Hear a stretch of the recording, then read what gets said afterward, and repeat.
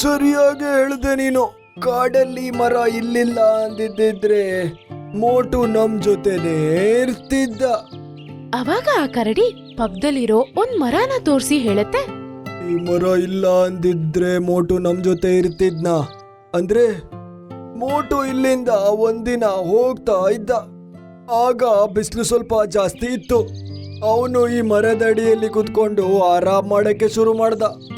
ಆಗ್ಲೇ ಈ ಮರದ ಎಲೆಯಿಂದ ಹಾಲು ಬರಕ್ಕೆ ಶುರು ಆಯ್ತು. ಮತ್ತೆ ಅದು ಅದ್ರ ಕಣ್ಣೊಳಗೆ ಹೋಗೋಯ್ತು. ಅದನ್ನ ಕೇಳಿ ಎಲ್ಲರೂ ಆ ಮರದ ಎಲೆಗಳನ್ನ ನೋಡ್ತಾರೆ. ಆಮೇಲೆ ಆನೆ ಹೇಳ್ತು, ಅರೆ ಹಾ, ಇದ್ರಿಂದ ಅಂತೂ ಹಾಲು ಬರ್ತಾ ಇದೆ. ಇದು ನೋಡೋಕೆ ಮಾತ್ರ ಹಾಲು, ಆದ್ರೆ ತುಂಬಾ ಅಪಾಯಕಾರಿ. ಮೋಟು ಕಣ್ಣೊಳಗಡೆ ಇದು ಹೋಗ್ತಿದ್ದಾಗೆ ಅವನ ಕಣ್ಣಿನ ದೃಷ್ಟಿ ಹೊರಟೋಯ್ತು.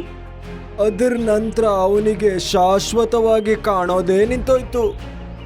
ಕಾಣದೇ ಇದ್ರು ಅವನು ಸ್ವಲ್ಪ ದಿನ ಆಚೆ ಈಚೆ ಹೋಗ್ತಾ ಇದ್ದ. ಅದರ ನಂತರ ಅವನು ಎಲ್ಲೋಗಿದ್ದಾನೆ ಅನ್ನೋದು ಒಂದು ರಹಸ್ಯನೇ ಆಗಿದೆ.